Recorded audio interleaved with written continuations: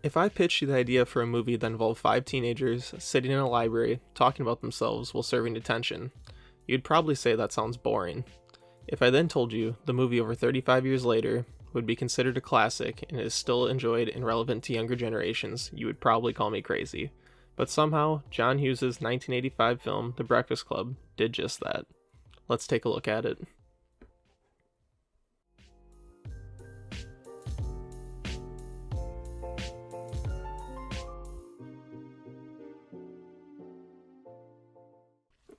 To nobody's surprise, The Breakfast Club's plot is very simple. Five students who are all part of different cliques get sent to Saturday school for different reasons. There's Bender, who's the criminal, Andrew, the jock, Brian, the nerd, Claire, the princess, and Allison, the basket case. The film follows their day in detention as they dodge their assistant principal, Mr. Vernon, and learn that all of their lives are more similar than they would expect given their social status at the school. The movie has no real structure behind it in the sense of a typical movie. There are more just string together scenes of dialogue as the students' day progresses. What makes this movie so good is how well written and fleshed out each of the students are. The movie at its core is essentially a character study. Each student slowly opens up as the film goes on to reveal more information about their personal life that slowly strips them of the stereotypical label that is given to them. Bender has a horrible home life where he's abused by his dad and has never truly felt loved. At one point, he talks about how for Christmas, all he was given was a carton of cigarettes and was told to smoke up. He ended up at Saturday school due to pulling a fire alarm at school one day. Andrew feels a lot of pressure from his father and his coach, who keep telling him he needs to push himself to the limit to become a great wrestler so he doesn't lose his college scholarship. Andrew also feels like his father looks down upon him for not living up to his high standards. That is why he cut loose and bullied a kid to the point of being injured. He felt like it would show his dad that he is a man and he would be proud of him. Brian is failing shop class, which would be the first F he has ever gotten in his life. That would not fly in his household, and it led him to the point of bringing a gun to school that went off in his locker. We find out that the gun ended up actually only being a flare gun. Claire receives Saturday school because she skipped class to go shopping. Outside of that, she faces a lot of pressure to conform to her friend group. She struggles with her status as the popular girl, and feels like she needs to follow a certain path, otherwise she will end up losing all of her friends. She is terrified to waver outside of what is deemed okay by her clique. And lastly, we have Allison, who is a loner and feels unwanted at home. She also has no friends and really doesn't feel like she belongs anywhere in life. We learned she didn't even have to serve Saturday school, she just showed up because she had nothing better to do with her day. While all of this sounds pretty typical of a coming-of-age teen movie, the brutal honesty of the script really makes it stand out from other movies in the same subgenre. There is a scene towards the end of the film where Brian asks the group what is going to happen to them all on Monday now that he considers them as his friends. Claire says if she's being brutally honest, she doesn't think any of them will be friends. You want the truth? Yeah, I want the truth. I don't think so. With all of us or just John? With all of you. That's a real nice attitude, Claire. Oh, be honest, Andy.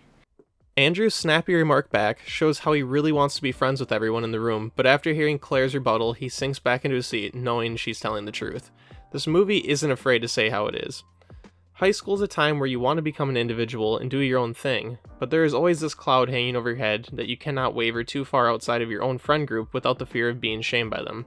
Youth culture is sometimes very brutal, and in that sense, John Hughes should be praised for not making a typical teen story that would gloss over topics such as this one. Even though John Hughes deserves a lot of the credit for bringing this film together, all of the actors deserve a lot of praise for the performances they give. The group was given multiple takes to improvise different scenes and dialogue. This may have led to the more realistic feel the movie carries, as some of the scenes may have just been conversations amongst the cast members. Judd Nelson, who plays Bender, even went so far to do method acting for his role. It got to the point that he apparently made fun of Molly Ringwald's blind father on set.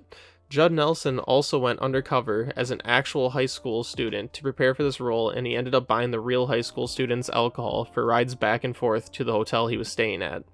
Antics like these almost led to Hughes kicking Judd Nelson off set and replacing him with another actor. While these actions may be frowned upon, they, alongside with all of the artistic freedom given to the cast, most likely led to a more improved product and a more relaxed experience while filming. There is an aspect of The Breakfast Club that usually goes overlooked when having a conversation about the film. that being the character clash between the two adults in the film, the assistant principal Mr. Vernon and the janitor Carl. Both of them hold contradicting views of the teenagers. Mr. Vernon is a bitter middle-aged man that feels like he can no longer connect with the children, and the youth is headed down a terrible path. You think about this. When you get old, these kids, when I get old, they're going to be running the country. Yeah? Now, this is the thought that wakes me up in the middle of the night. That when I get older, these kids are going to take care of me. I wouldn't count on it. Vernon is a character that represents the outward feelings a lot of adult Americans have towards the youth of this country. Some adults thought that in 1985 the teens growing up were going to be the downfall of the United States, and to no one's surprise, the cycle continues on as adults today are just as scared of what is going to happen to this country with the teenagers of 2021. Carl, on the other hand, represents adults that are understanding of the struggles the teenagers face. When Bender insults Carl earlier in the film about his profession, he just chuckles and nods his head at the remark. Carl realizes he would have said the same type of thing when he was younger, so there is no use in trying to argue with him. I by no means think Carl loves all the teenagers at the high school, but he respects that he was in their shoes and they will in time develop into adults. Growing up is just a cycle of being stupid but taking away little bite-sized pieces of wisdom with each mess up. Sometimes you just have to let the kids be kids. They will eventually carve their own path alongside the guidance adults give them. The ending of this movie is one thing that may come off as confusing to some viewers, and I myself also struggle to make sense of how it makes me feel. So many movies would end with all of them walking out saying, "See ya Monday," and it's all smiles. This movie leaves everything ambiguous and makes you want to know what happened to them all the following week. Did Allison actually break out of her shell? Will her and Andrew's relationship work out? Will Bender and Claire ever speak again? Will Brian accept the fact that he may fail a class? These are all valid questions to have, but I think it's part of the movie's charm.